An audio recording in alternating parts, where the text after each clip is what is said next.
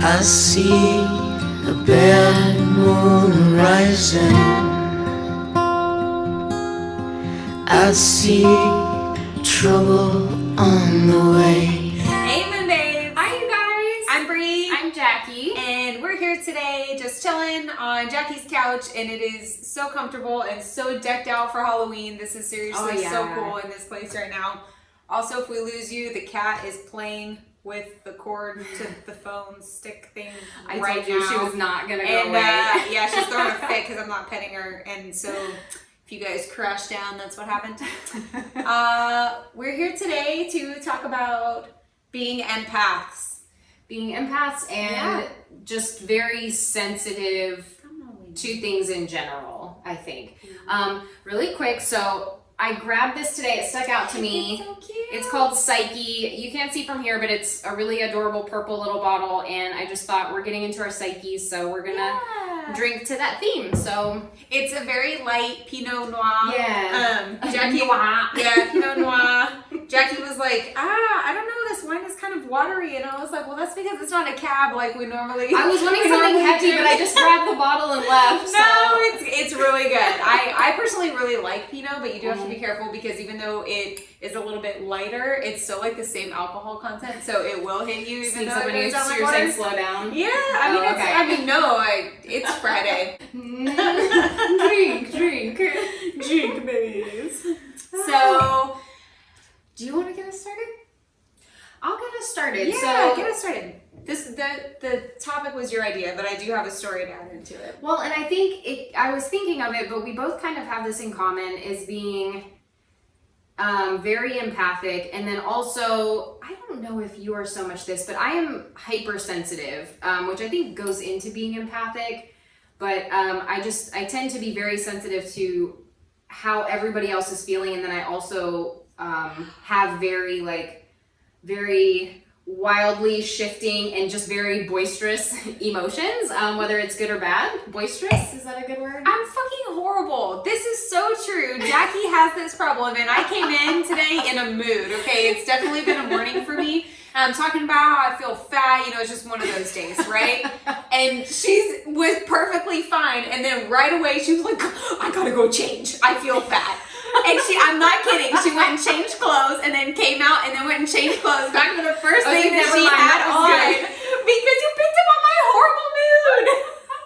You're so right. I'm like, wait, I'm not freaking out.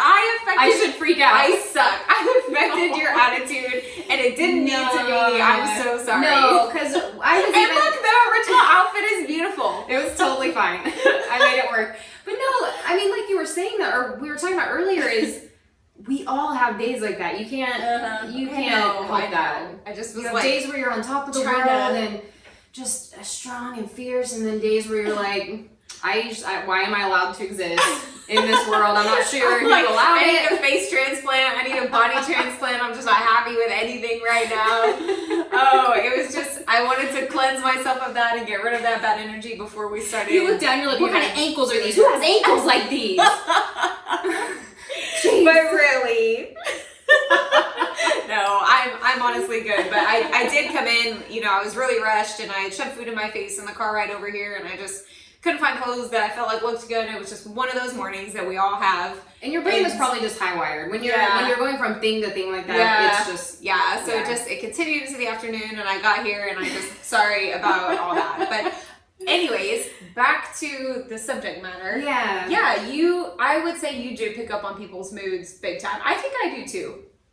Maybe not to the extent that you do. I don't think they necessarily affect me to the same extent that they affect you, but I do pick up on, I'm a very good people reader. Like, I think that's part of being empathetic. Like, I know right away if something's off with somebody, even if they're trying to fake it, or Do you feel, I think one of the things that gets really heavy for me, and I have to learn like a self boundary, is, and I don't know if you're like this, because I'm sure empathy is different for everybody who would call themselves empathic, but I feel responsible. So I feel like it's my responsibility to, like, yes, if I walk into a room and everybody's like sitting there and they were just fighting or something was going on, I feel like I have to be the one that's like, hey, so anyways, I feel responsible. Like, it's my job to correct it or peacemake or I wonder if that's whatever. because you're a mom to 3 kids, and so you feel like you're the one creating the energy, so or I don't know. I would not say I normally feel responsible. I don't go into, like, if there was, tension in a room at work, or I don't go in and I'm like, oh, I'm gonna fix everybody here. I go in and I'm like, it's probably because so-and-so's grouchy like he always is, or blah blah, and I just leave that room because I want none of it. You tiptoe backwards, okay. Yeah, or I just about face and I'm like, you guys can take this. But I will say I take things very personally though. So, like, if there's a mistake made at work, even if it's not necessarily my fault, or if somebody's, like, gently correcting, like, hey, as a whole, why don't we do this better, blah, blah, blah. I'm like, are you saying I didn't do that right? Like, I see what you're saying. I don't act like that, but in my head, I'm like, it's because of me. Like, I get that. Yeah, I can definitely, understand that. I make things about me when they shouldn't be about me, but it's specifically when things are being criticized.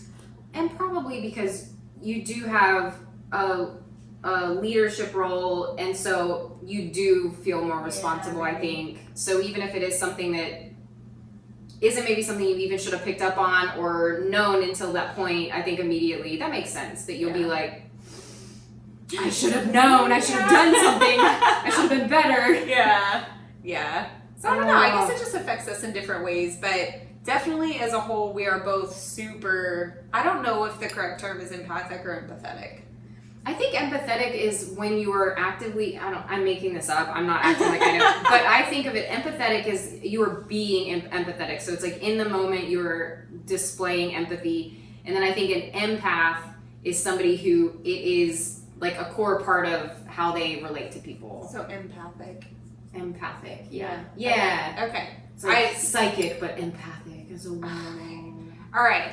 So the problem with being empathic is it's a blessing and a curse all rolled into one. Yeah. But I would say heavier emphasis on curse. I feel like in today's day and age, being an empath is not beneficial. I don't think being an empath gets me further. I don't think being an empath, it certainly doesn't do wonders for my mental health. Like, if anything, I feel like I don't know. I wonder if that's because so many people in the world right now are depressed and anxious and have all these, it's stress, right? Like our world right now is nothing but stress. It's political stress and pandemic stress and work stress, and it's just everywhere for everybody. And there's heightened anxieties. Yes, just all like around. everywhere. Like so many people are on. I don't know what the stats are, but it's ridiculous to see how many, especially Americans, are depressed or anxious or on medication to treat things like that. And I don't think we used to be to this extent. Well, because everybody was kind of thrown into a big life change all at the same time. But it's been built. It's been like building. There's been a lot of stuff. So I just, especially in our generation, compared to like back in the day. So it does. I was gonna say, like, when we were talking about it, we were talking about, being an empath, is that a gift or a curse? And so I think the most notable thing is that it does get really exhausting. Mm-hmm. It gets really, really exhausting.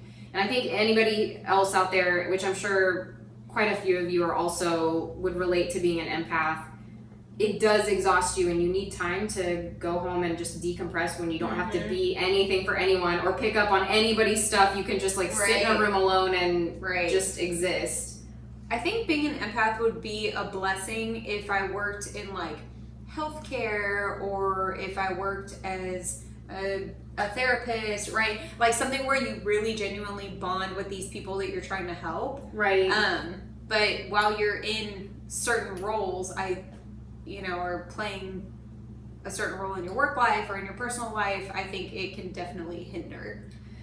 Like I am not a vicious businesswoman because I have too much empathy for other people. Like I can't even work in sales because I can't push selling stuff onto somebody because I feel that they don't want me there. Like, you know how I see it? Okay, so I think this would be like playing the line. So gift or curse, it's if anything, a heavy responsibility, but I'm thinking like as a mom and a parent, it is a really good thing to have. It does get weighty because I do feel responsible for teaching and growing and teaching them to understand their emotions and how to express them properly, if there's a proper way, or at least in a way that's not like absolutely bonkers. And then I'm thinking for you, so it's kind of cool, especially when, you know, everything is like up and running, you know, seasonally, that you have all these young people and you can help relate to them. Is it draining to you? You're right. It's draining. That's a good part of my So I think that's the curse part. And then on the opposite end is maybe then they're thinking like, wow, I have such a great boss at work, and, you know, then that's what they take forward into all their other work, you know, endeavors. Thanks. You're right. There are people who, even if it's not intentional, who will suck out all the advice that you're trying to give and all the energy that you could possibly have, and they just, I don't know, do they just live on people? You know what I think it is? I don't think they try to do that. I've thought about this a lot. I've gone on many rants about this. So I've definitely thought about it. I think in those situations, I think it's at least two things at play. I think it's somebody who is not really self-aware. So they don't, you know, if you're trying to have a give and take in a relationship, whether it's like a friendship or something, they don't realize they're self-aware. just a taker. Yes. Yeah, okay. I get that. And then number two, I think, what was number two? Oh shit. One was, they're not self-aware. Why are they energy vampires? they're not They're not self-aware. happy with their self. There was something else, but I was gonna say, and then I also think this isn't number two.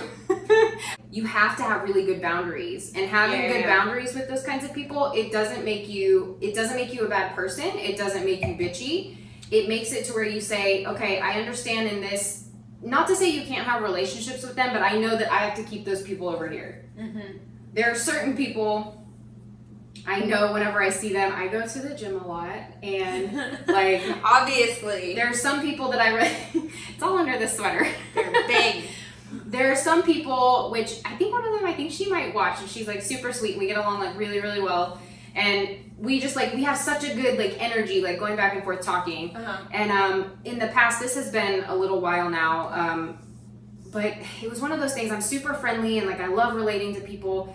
And this person would keep coming up to me, and eventually it just became this like not the same person who's watching. Not friendly you. Friend who's watching from Jackie's gym. So every time she would come up, I would be like, oh no, like get ready, like it's gonna happen again. And it's just like, it was just completely, she was not aware, and it sounds petty, but it's one of those things where like she wasn't ever like, hey, what's going on with you with this? It was immediately to like, where they monopolize this the thing is going bad for me, and yes, make me feel better. And I eventually just really had to distance myself, because I was like, I can't deal with this. People like that find empaths. They're naturally drawn towards them because they need reassurance like that, and empaths are the quickest to give the reassurance like that. So it's like people almost seek us out for advice. Mm-hmm. And they're the type of people who need advice. They're not advice givers. They're people who need it. And we are the advice givers. And so it just instinctively, right? Like, yeah. But it is. It's exhausting. I know there's people that monopolize the conversation, and you're just like, I'm great. How are you? And not even like trying with that initial formality, like, oh, what about you? Like, where it's just like me, and you're like, you. But the thing is, we're happy to be like, yes. Oh, you, like, yeah, that's great. I love giving advice. That's neither awesome. of us are just like, hey, like it's all about me. It's it's where it gets to be so much that it's like, I actually exist as well, and this is not working for me. It's never initially. I don't think I've ever been frustrated at someone like even for the first few conversations where it's all just about them. It's not until I sit back and look at it after the fact, like, oh, why don't I feel like talking to so-and-so today? Or why do I see them and I'm like, and then I look at it and I'm like, well, shit, maybe it's because they don't care about me. Like, maybe it's just because every time I'm giving them advice for something else, and it's this heavy conversation where I'm trying to help them, and then they just are like, thanks, bye, right? Like, but it's always after the fact, after they've already bled me dry. Yeah, right. That's a great point. Yeah, I don't think I definitely don't naturally, like, I'm very approachable. Yeah, I'm happy me too. to give direction or, you know, like, provide Absolutely. coaching for whoever. Absolutely. And But- I love being a listening ear. That's the thing. I love You're that. good at it. And Yeah. it's just, like you said, it is when you sit back and you're like, Uh-huh. oh, like, why do I always feel so bad after that? Or then, like I said, you see them the next time and you're like, no. AirPods, and I'm looking down and this floor so interesting all of a sudden. What's down here? Has that always been there? That's so. You start talking to yourself for no reason. You pull up the phone and you're like, Yeah, pretend you're on the phone. I've pulled it before. It's crazy. Okay, so this brings up a question. So I'm not just socially awkward. It's just that these particular people I don't feel like talking to. My question then, because you were saying, then you feel like they don't care about you. Whether in their mind, like we were talking about realities and people's perceptions, they might be perceiving like, I've shared so much with this person. I have, like, I think we are, you know, that's a really good acquaintance and I feel like I can talk to them. And then on our end, we're like, they don't give a crap about any of. I wonder if, I'm sorry. No, cutting go you ahead. off. I wonder if there's a part of them that's like, oh, you know, like, I love talking to Jackie or whatever, but she's pretty reserved. She doesn't really share stuff about herself with me. So, you know, maybe it's just taking her a while to become comfortable. Like, I wonder if they just think because we don't shove all our problems out there that we are not as thought of comfortable. that. I've never thought of that. I hadn't either. It just came to me. That's actually pretty good. And now I'm like, in their reality, you just are not quite as open as they are. I guess the thing is in that situation. But every second of our conversation has been me helping you, so that's why I haven't talked about myself. Well, and then when you kind of pick up on that vibe, I don't think you feel comfortable just digging into your stuff. Like that's not what makes me feel comfortable. Have you ever told someone super like heavy or dark about yourself and then they just kind of like blow it off and pretend that you didn't just gather every ounce of energy and like courage that you had to tell them about that, and then they're just like blah, blah, and they say anyway. They're like, anyways, yes. blah blah blah, back to me. Whatever, let me. And you're sitting there like you got punched in the face. It's so hurtful. That's one of the worst things. Yeah. Yep. Or if you're sitting here trying to share something, like for me, where I'm like, God, like, if I can just get this off, like, I just need to, like, share this with somebody.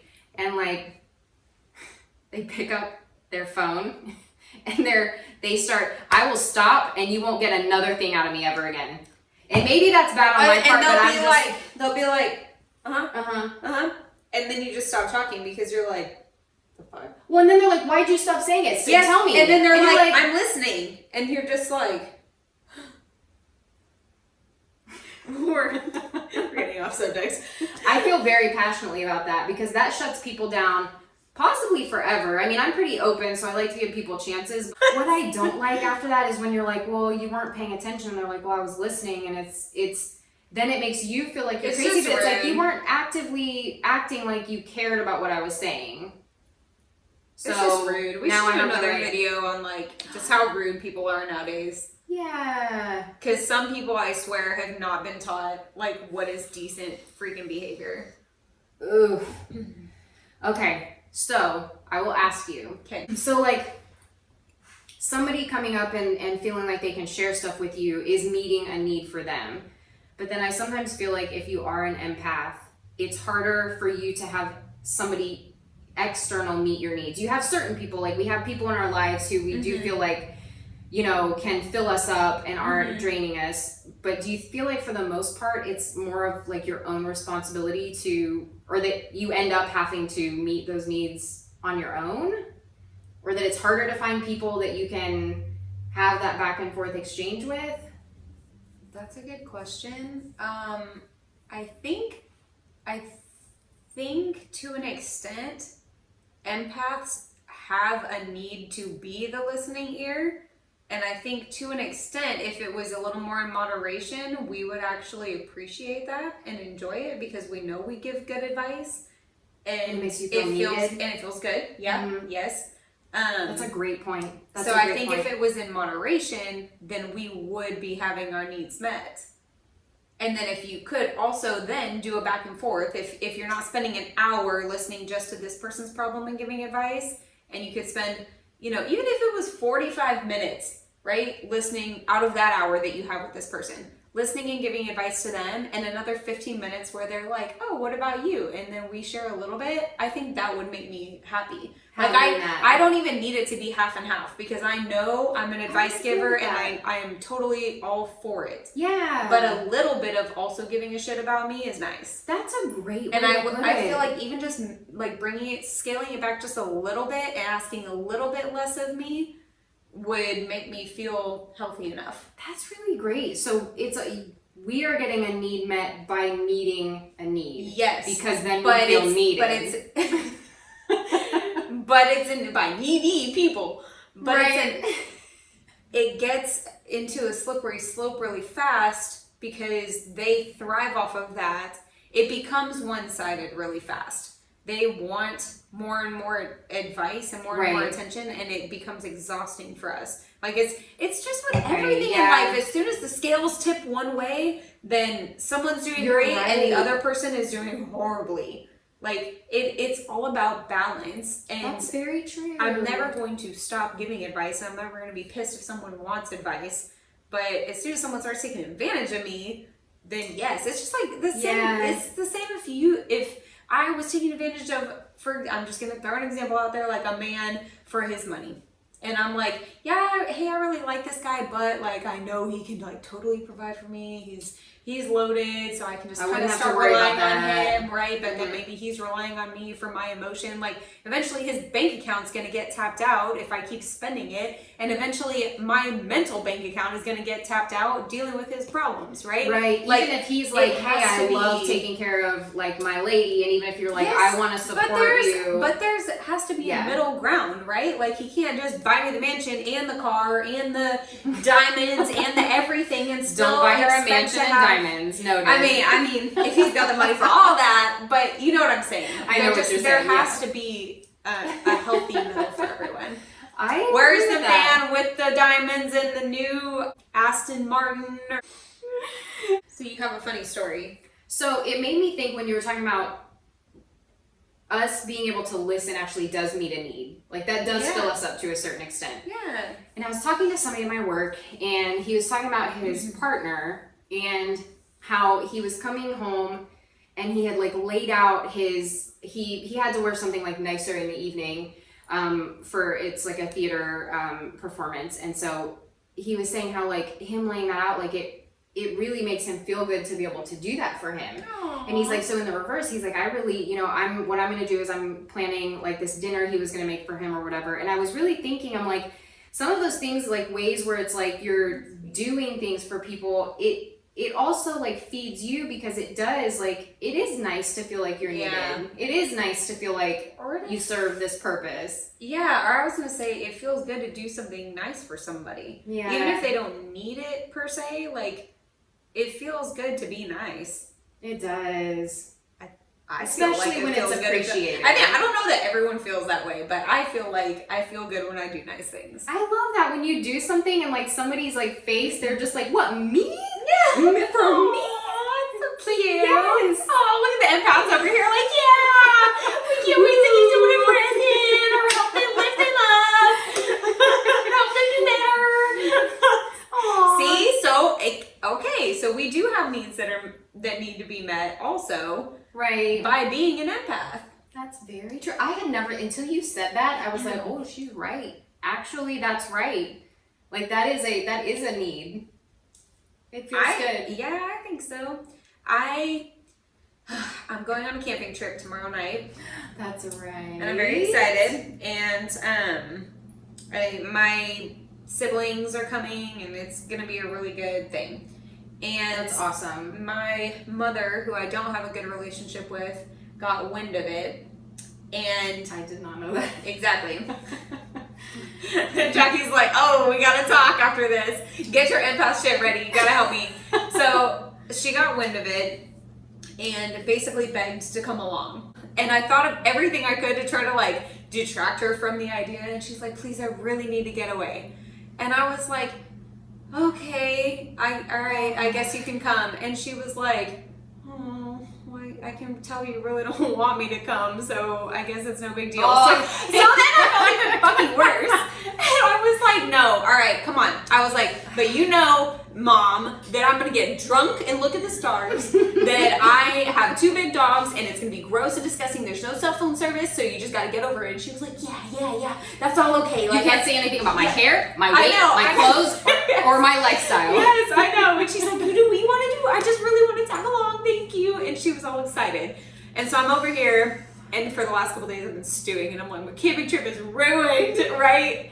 But it felt good at the same time to see her so happy. I have this weird torn thing where I'm like, I'm so empathetic, so I feel guilty, which is why I let her come. And so I'm mad that I'm an empath and I got like caught up in this. And you're not gonna make me feel bad. I had to call my brothers and be like, I'm sorry. And one of my brothers, I texted him and I was like, so please don't hate me, but you know how I always be feeling bad for people and shit. Yeah. That's what the you text have to said. it. Like he already knows, but that's me being an empath, and right. I'm over here feeling guilty, so I let her come. But then at the same time, like, she is going to be so happy that she was included in that. She's going to be so happy that I feel good being able to just like tough it out and invite her for a night. Can I tell you? Yeah. Okay. No. Okay, so something is, what's retrograde right now? Is it Mercury? Something's retrograde. Everything's retrograde. Okay. So I actually had a phone conversation earlier today from somebody from my past, which I haven't had time to talk to you about, where I got an apology for something. For one, I never expected or even felt this was necessary. And this is from very long ago. And unexpected, but you know, like, for the name. I knew you were going to say that. Okay. But it was kind of out of nowhere. But I'm like, wow. Retrograde. It's a retrograde. So when you said that, I immediately was like, oh my gosh, it's going to happen for you too. It's because you know how like all these changes is maybe that like this trip falling right now and her really pushing to like, which I know is frustrating because you're like, look at all this stuff you've done to mend the relationship. Like she's feeling guilty, and even if she doesn't deserve it, or you don't feel like doing it, but like there's maybe a reason all that happened. Like when you said that, I was like, oh my gosh, it's the retrograde. Anyways, we're veering off the subject of, obviously we didn't have time to catch up before we started filming, so we've been so rushed today. It's been such a rush. Oh, that's funny. Okay, that makes sense. So there's some stuff going on, but yeah. I mean, I don't know.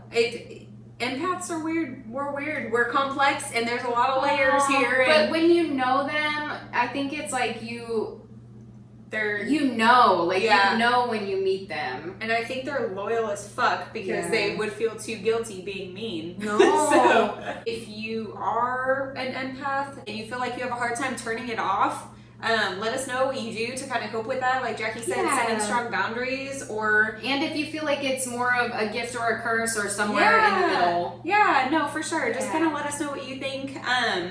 But other than that, you guys like and subscribe. Try the Psyche wine. It's really, really good. It's not a heavy cab. It's a really light. No. So if you're not a big red drinker, this is something that you could drink really easily for sure.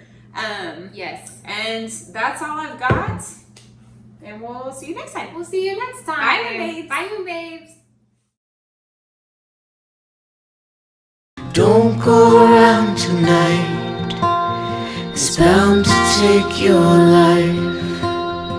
There's a bad moon on the rise.